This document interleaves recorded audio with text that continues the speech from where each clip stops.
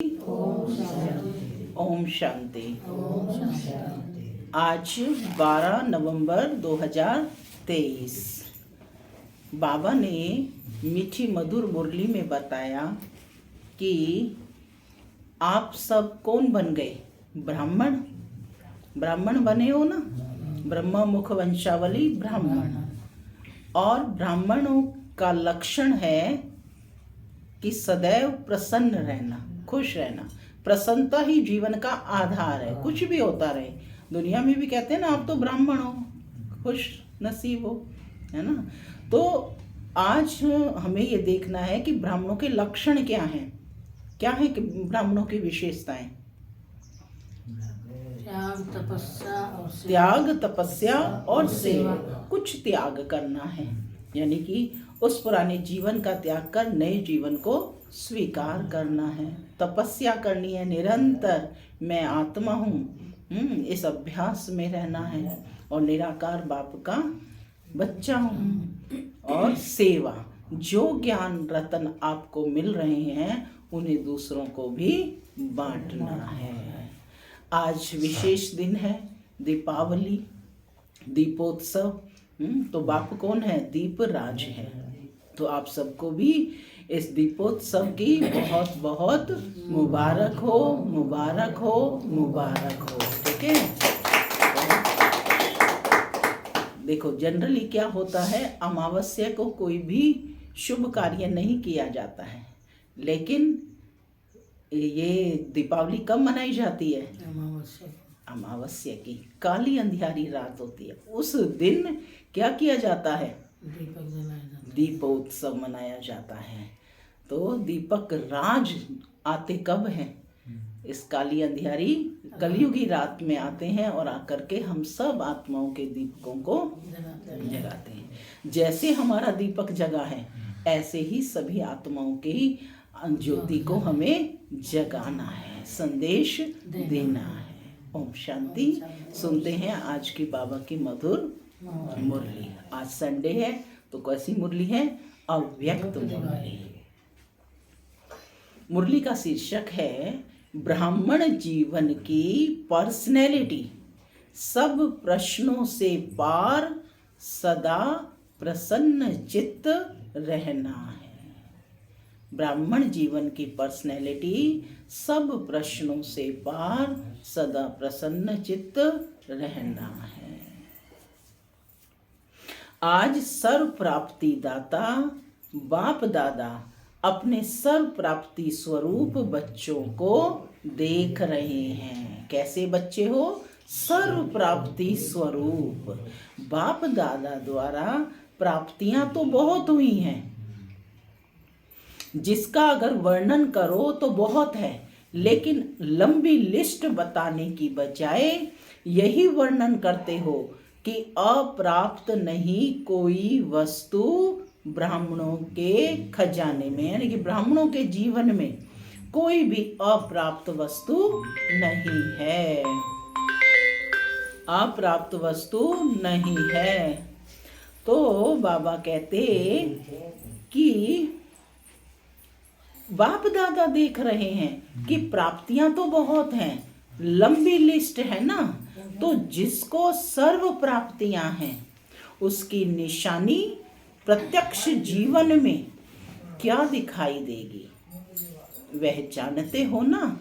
सर्व प्राप्तियों की निशानी है सदा उसके चेहरे और चलन में प्रसन्नता की पर्सनैलिटी दिखाई देगी। पर्सनैलिटी ही किसी को भी आकर्षित करती है। तो सर्व प्राप्तियों की निशानी प्रत्यक्ष जीवन में क्या दिखाई देगी? पर्सनैलिटी ही, यानी व्यक्तित्व ही किसी को भी आकर्षित करती है। तो सर्व प्राप्तियों की निशानी प्रसन्नता की पर्सनैलिटी है, माने हंसमुख चेहरा होगा, सदैव प्रसन्न चित्त, जिसको संतुष्टता भी कहते हैं। प्रसन्नता की पर्सनैलिटी का मतलब संतुष्ट आत्मा है। लेकिन आजकल चेहरे पर जो सदा प्रसन्नता की झलक देखने में आवे, वह नहीं दिखाई देती। कभी प्रसन्न चित्त और कभी प्रश्न चित्त। दो प्रकार के हैं। एक है जरा सा परिस्थिति आई तो प्रश्न चित्त, क्यों, क्या, कैसे, कब, यह प्रश्न चित्त और प्राप्ति स्वरूप सदा प्रसन्न चित्त होंगे। उसको कभी भी किसी भी बात में क्वेश्चन नहीं होगा, क्योंकि सर्व प्राप्तियों से संपन्न है। तो यह क्यों क्या जो है वह हलचल है। क्यों क्या जो है हलचल है। जो संपन्न होता है उसमें हलचल नहीं होती है, जो खाली होता है उसमें हलचल होती है। तो अपने आप से पूछो कि मैं सदा प्रसन्न चित्त रहती हूँ व रहता हूँ। कभी कभी नहीं, सदा। 10 वर्ष वाले तो सदा होंगे या नहीं? हाँ नहीं करते, सोच रहे हैं, पूछ रहे हैं बाबा प्रसन्नता अगर कम होती है तो उसका कारण प्राप्ति कम, और प्राप्ति कम का कारण कोई ना कोई इच्छा है। इच्छा का फाउंडेशन, देखो बहुत विशेष बात कही है बाबा ने कि इच्छा का फाउंडेशन ईर्ष्या और अप्राप्ति है। बहुत सूक्ष्म इच्छाएं अप्राप्ति की तरफ खींच लेती हैं। फिर रॉयल रूप में भी यही कहते हैं कि मेरी इच्छा नहीं है, लेकिन हो जाए तो अच्छा है।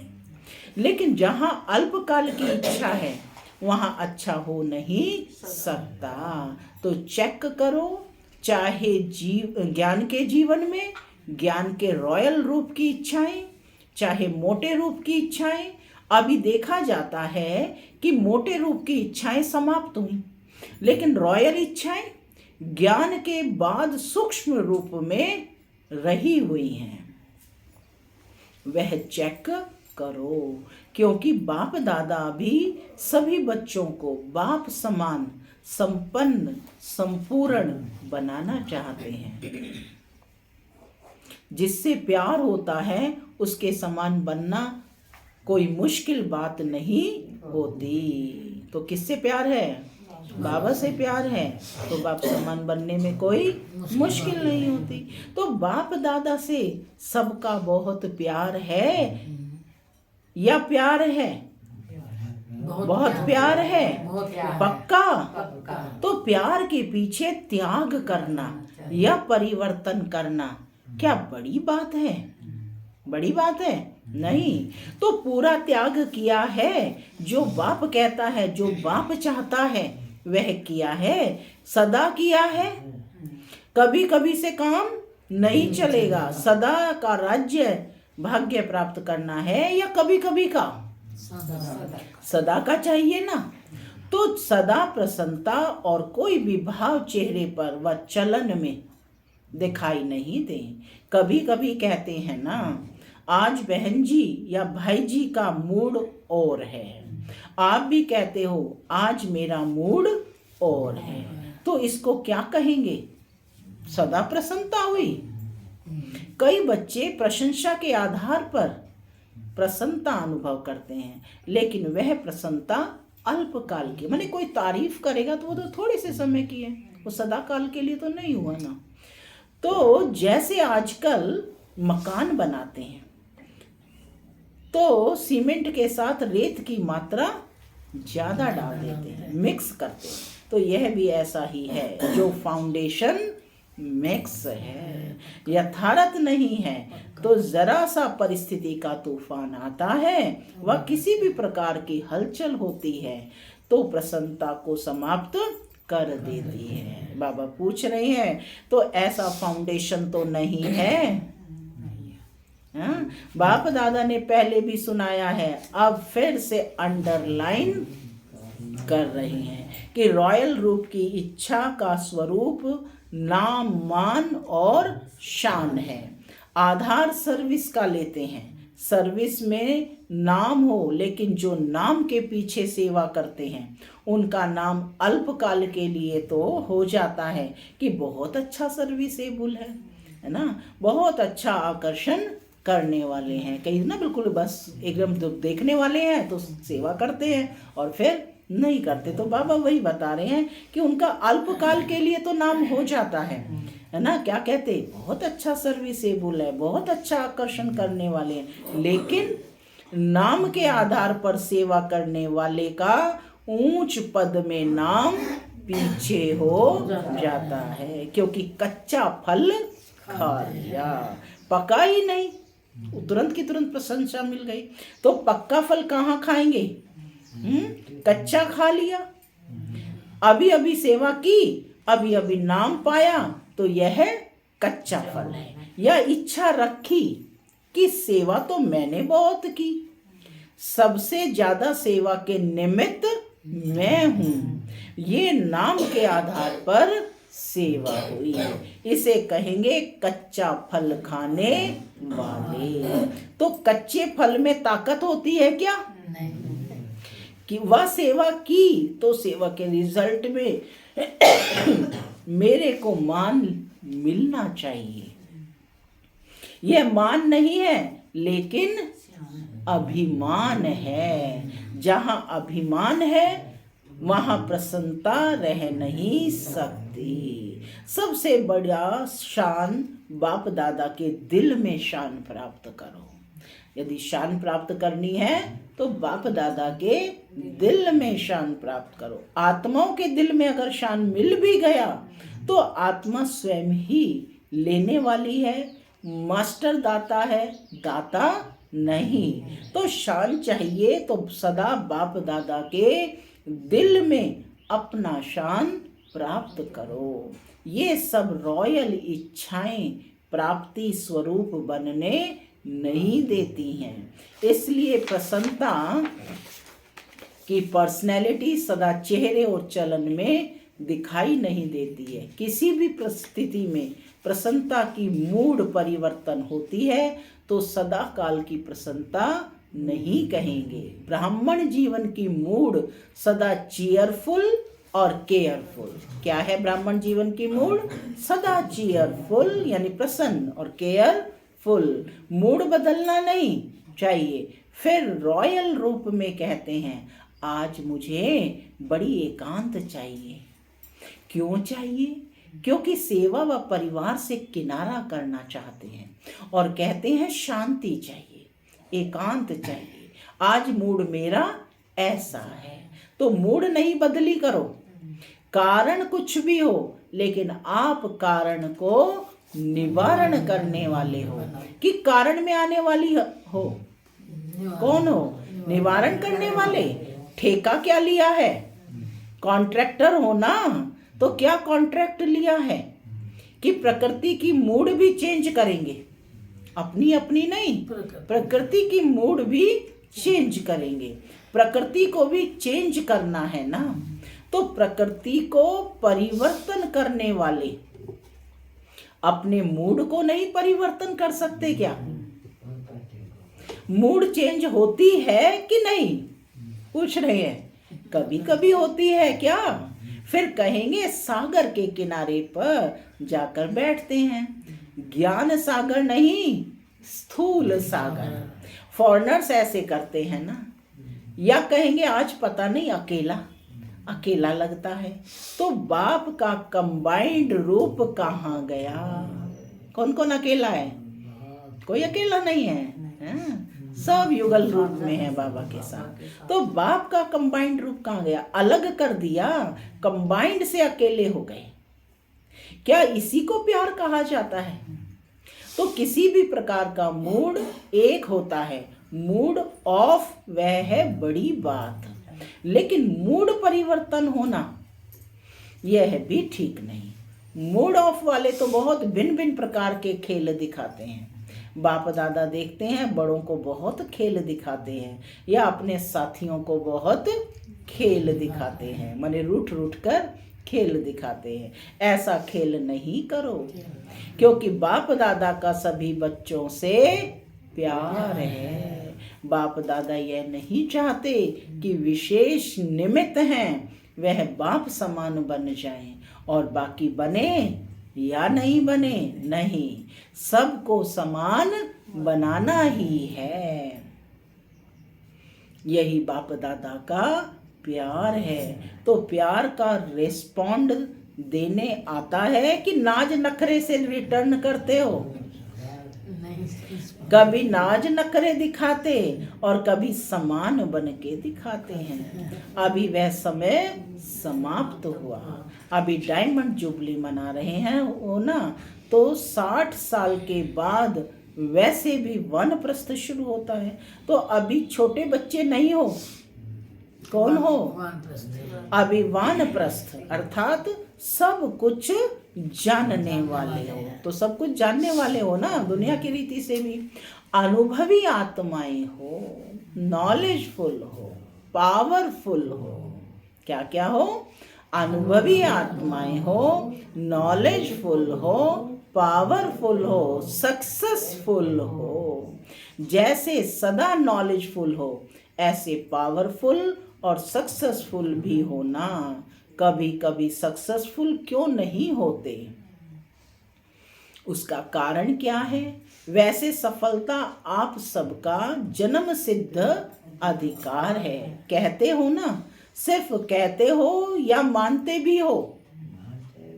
तो क्यों नहीं सफलता होती है? कारण क्या है? जब अपना जन्म सिद्ध अधिकार है तो अधिकार प्राप्त होने में, अनुभव होने में कमी क्यों? कारण क्या? बाप दादा ने देखा है मेजॉरिटी अपने कमजोर संकल्प पहले ही इमर्ज करते हैं। कैसे इमर्ज करते हैं? पता नहीं होगा या नहीं। तो यह अपना ही कमजोर संकल्प प्रसन्न चित्त नहीं लेकिन प्रश्न चित्त बनाता है। होगा नहीं होगा, क्या होगा पता नहीं। यह संकल्प दीवार बन जाती है और सफलता उस दीवार के अंदर छिप जाती है। निश्चय बुद्धि विजयी, यह आपका स्लोगन है। क्या स्लोगन है शीला बहन? निश्चय बुद्धि विजयी। तो बाबा कहते कि यह स्लोगन अभी का है, भविष्य का नहीं है, वर्तमान का है। तो सदा प्रसन्न चित्त रहना चाहिए या प्रश्न चित्त? तो माया अपने ही कमजोर संकल्प की जाल बिछा लेती है और अपने ही जाल में फंस जाते हो। विजयी है ही, इससे इस कमजोर जाल को समाप्त करो। फंसो नहीं लेकिन समाप्त करो। समाप्त करने की शक्ति है क्या? धीरे धीरे नहीं करो, फट से सेकंड में इस जाल को बढ़ने नहीं दो। अगर एक बार भी इस जाल में फंस गए तो निकलना बहुत मुश्किल है। विजय मेरा बर्थ राइट है, सफलता मेरा बर्थ राइट है। यह बर्थ राइट परमात्म बर्थ राइट है, इसको कोई छीन नहीं सकता। ऐसा निश्चय बुद्धि सदा प्रसन्न चित्त सहज और स्वतः रहेगा। मेहनत करने की भी जरूरत नहीं। असफलता का दूसरा कारण क्या है? आप लोग दूसरों को भी कहते हो कि समय, संकल्प, संपत्ति सब सफल करो। तो सफल करना अर्थात सफलता पाना, सफल करना ही सफलता का आधार है। समय, संकल्प, संपत्ति सब कुछ सफल करना ही सफलता का आधार है।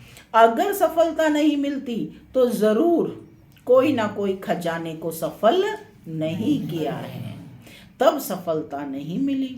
खजानों की लिस्ट तो जानते हो ना, तो चेक करो कि कौन सा खजाना सफल नहीं किया, व्यर्थ गंवाया, तो स्वतः ही सफलता प्राप्त हो जाएगी। यह वर्षा भी है तो वरदान भी है। सफल करो और सफलता पाओ। तो सफल करना आता है कि नहीं? तो सफलता मिलती है क्या? सफल करना है बीज और सफलता है फल। अगर बीज अच्छा है तो फल नहीं मिले यह हो नहीं सकता। सफल करने के बीज में कुछ कमी है तब सफलता का फल नहीं मिलता। तो क्या करना है? सदा प्रसन्नता की पर्सनैलिटी में रहो। प्रसन्न चित्त रहने से बहुत अच्छे अनुभव करेंगे, माने खुश मिजाज रहेंगे तो बहुत अच्छे अनुभव करेंगे। वैसे भी कोई को प्रसन्न चित्त देखते हो तो कितना अच्छा लगता है। उसके संग में रहना, उसके साथ बात करना, बैठना कितना अच्छा लगता है। और कोई प्रश्न चित्त वाला आ जाए तो तंग हो जाएंगे, भाई ये तो क्या, क्यों, कैसे प्रश्न ही पूछते रहते हैं। तो ये लक्ष्य रखो कि क्या बनना है, प्रश्न चित्त नहीं प्रसन्न चित्त। आज सीजन का लास्ट दिन है, माने मार्च की मुरली है, 22 मार्च की 96 की, तो मार्च में लास्ट सीजन होता है। तो लास्ट में क्या किया जाता है, कोई यज्ञ भी रचते हैं तो लास्ट में क्या करते हैं, स्वाहा करते हैं। तो आप क्या करेंगे, प्रश्न चित्त को स्वाहा करो। यह क्यों होता है, यह क्या होता है, नहीं, नॉलेजफुल होना तो क्यों, क्या नहीं। तो आज से यह व्यर्थ प्रश्न स्वाहा। आपका भी टाइम बचेगा और दूसरों का भी टाइम बचेगा, दादियों का भी टाइम इसमें जाता है। यह क्यों, यह क्या, यह कैसे, तो यह समय बचाओ, अपना भी और दूसरों का भी। बचत का खाता जमा करो। क्या किस किस चीज का बचत करना है, समय, संकल्प, संपत्ति। फिर 21 जन्म आराम से खाओ पियो मौज करो, वहां जमा नहीं करना पड़ेगा। तो स्वाहा किया कि सोचेंगे, सोचना है, भले सोच लो, अपने से पूछ लो यह कैसे होगा, यह कर सकेंगे या नहीं, यह 1 मिनट में सोच लो, पक्का काम कर लो। अपने से जितने भी प्रश्न पूछने हो वह 1 मिनट में पूछ लो अपने आप से। 1 मिनट का समय दिया है, जो पूछना है अपने आप से पूछ लिया, स्वाहा भी कर लिया या सिर्फ प्रश्न पूछ लिया। आगे के लिए प्रश्न खत्म, आगे के लिए प्रश्न खत्म। 1 मिनट साइलेंस के बाद खत्म किया, हाँ जी, ऐसे ही नहीं हाँ कर लेना। जब बहुत काल का अनुभव है कि प्रश्न चित्त अर्थात परेशान होना और परेशान करना, प्रश्न चित्त वाला क्या होगा, परेशान होगा भी और दूसरों को भी करेगा। अच्छी तरह से अनुभव है ना तो अपने निश्चय और जन्म सिद्ध अधिकार की शान में रहो तो परेशान नहीं होंगे। जब इस शान से परे होते हो तभी परेशान होते हो, समझा। अच्छी तरह से समझा कि अभी कहेंगे हाँ समझा और फौरन में जाएंगे तो कहेंगे मुश्किल है, ऐसे तो नहीं है ना। अच्छा, 1 सेकंड में अशरीरी बनना, यह पाठ पक्का करना है। अभी अभी विस्तार और अभी अभी सार में समा जाओ, बाप दादा ने ड्रिल कराई। अच्छा, इस अभ्यास को सदा साथ रखना। 1 मिनट के लिए अशरीरी होंगे सभी, सेकंड के लिए।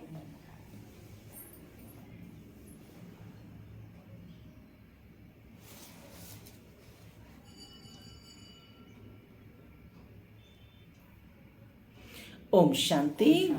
तो बाबा कहते इस अभ्यास को सदा साथ रखना, चारों ओर के सर्व प्रश्न चित्त से परिवर्तन होने वाले, सदा प्रसन्न चित्त के पर्सनैलिटी वाले श्रेष्ठ आत्माएं, सदा अपने विजय और जन्म सिद्ध अधिकार की स्मृति में रहने वाले स्मृति स्वरूप विशेष आत्माएं, सदा सफल करने से सहज सफलता का अनुभव करने वाले बाप के समीप आत्माओं को बाप दादा का याद प्यार और नमस्ते। हम बच्चों की भी बाप दादा को याद प्यार, गुड मॉर्निंग और नमस्ते। जो डबल विदेश के चारों ओर के 10 वर्ष वाले बच्चे हैं उन्हों को विशेष मुबारक और याद प्यार। दादियों से बाप दादा को आप परिवार के सिरताज निमित्त आत्माओं के लिए सदा जीते रहो, उड़ते रहो और उड़ाते रहो। यह संकल्प सदा रहता है। अपने योग की तपस्या के शक्ति से शरीरों को चला तो रहे हो, लेकिन आपसे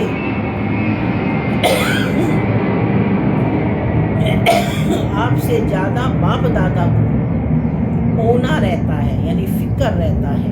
इसलिए समय प्रमाण फास्ट चक्कर नहीं लगाओ, आराम से जाओ और आओ, क्योंकि दुनिया की परिस्थितियां भी फास्ट बदल रही हैं। इसलिए सेवा की बाप दादा मना नहीं करते हैं, लेकिन बैलेंस, सभी के प्राण आपके शरीरों में हैं। तन ठीक है तो सेवा भी अच्छी होती जाएगी। इसलिए सेवा खूब करो, लेकिन ज्यादा धक्का नहीं लगाओ, थोड़ा धक्का लगाओ। ज्यादा धक्का लगाने से क्या होता है, बैटरी स्लो हो जाती है। इसलिए बैलेंस अभी से रखना आवश्यक है। ऐसे नहीं सोचो कि यह है वर्ष तो कर लें, दूसरा वर्ष पता नहीं क्या है। नहीं, जीना है और उड़ाना है। अभी तो आपका पार्ट है ना, बड़ी बड़ी दादियों से बोल रहे हैं, तो अपने पार्ट को समझकर धक्का लगाओ, लेकिन बैलेंस में धक्का लगाओ, ठीक है। फास्ट नहीं बनाओ, 2 दिन यहाँ है और तीसरे दिन वहाँ है, नहीं।